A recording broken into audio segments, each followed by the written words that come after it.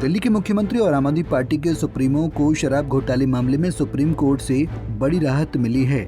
आज आबकारी नीति घोटाले से जुड़े मनी लॉन्ड्रिंग केस में ईडी द्वारा गिरफ्तारी को चुनौती देने वाले दिल्ली मुख्यमंत्री की याचिका पर सुप्रीम कोर्ट ने शुक्रवार यानी आज सुनवाई की है। सुनवाई करते हुए कोर्ट ने कहा कि केजरीवाल ने 90 दिनों से ज्यादा वक्त जेल में गुजारा है। दिल्ली हाईकोर्ट ने मामले में केजरीवाल की गिरफ्तारी को बरकरार रखते हुए कहा था कि इसमें कोई अवैधता नहीं है और जांच में उनके शामिल होने से बार बार इनकार करने के बाद ईडी के पास कोई विकल्प नहीं बचा था। सुप्रीम कोर्ट ने कहा कि जीवन के अधिकार का सवाल है, चूंकि मामला बड़ी बेंच को भेजा गया है, इसलिए हम अरविंद केजरीवाल को अंतरिम जमानत पर रिहा करने का निर्देश देते हैं। केस के बारे में जानकारी देते हुए अरविंद केजरीवाल के वकील ऋषिकेश कुमार और विवेक जैन ने बताया कि ईडी के केस में जमानत मिलना आसान बात बिल्कुल भी नहीं है। हाँ, इस चीज का फायदा उन्हें सीबीआई वाले मामले में भी देखने को मिल सकता है। सुप्रीम कोर्ट ने आज अरविंद केजरीवाल को अंतरिम जमानत दी है।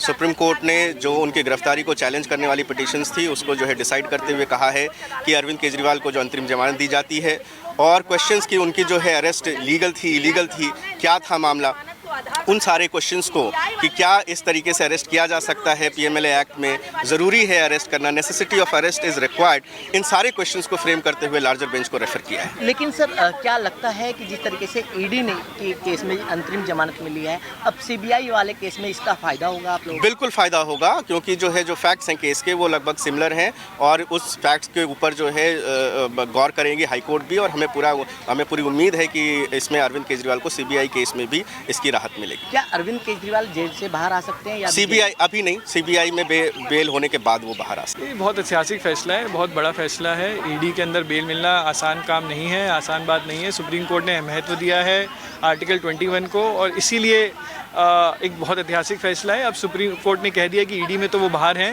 केजरीवाल साहब। अब सीबीआई मामले में क्या होता है ये देखना है, वो 17 तारीख को आएगा। 17 तारीख को हम बोलेंगे कोर्ट से कि उनको रिहा किया जाए। लेकिन बड़ी बैच को बेचा गया है, इसका क्या मायने हैं? इसके बहुत बड़े मायने हैं। सुप्रीम कोर्ट ने कहा है कि आईयू किसी को भी ऐसे उठा नहीं सकता, आपको देखनी पड़ेगी कि ज़रूरत है भी या नहीं है अरेस्ट करने की, और अगर ज़रूरत है तो वो आपको लिखनी पड़ेगी, दिखानी पड़ेगी कि क्या ज़रूरत है अरेस्ट की। इस मामले में क्योंकि हमने बहुत अहम प्रश्न उठाए थे लॉ के ऊपर, तो सुप्रीम कोर्ट ने कहा है कि ये लार्जर बेंच डिसाइड करेगा। लेकिन क्या इसका जो फ़ायदा है वो सीबीआई वाले केस में भी मिलेगा? हम सीबीआई में बोलेंगे कि जी ईडी के अंदर बेल मिल गया है, अब सीबीआई के अंदर भी मिलना चाहिए। ईडी में ज़्यादा हार्ड है बेल मिलना, क्योंकि because of the twin conditions. मुख्यमंत्री को ईडी ने मनी लॉन्ड्रिंग मामले में 21 मार्च को गिरफ्तार किया था। बता दें कि सीएम केजरीवाल सीबीआई यानी केंद्रीय जांच ब्यूरो के मामले में भी गिरफ्तार हैं। इसको लेकर 3 सदस्यों की बेंच सुनवाई करेगी। बताया गया कि बड़ी बेंच की सुनवाई तक केजरीवाल तिहाड़ जेल में ही रहेंगे। दिल्ली से कमल कंसल, पंजाब केसरी टीवी। हमसे जुड़े रहने के लिए हमारे YouTube चैनल को सब्सक्राइब करें और नई वीडियो की नोटिफिकेशन के लिए बेल आइकॉन को दबाएं।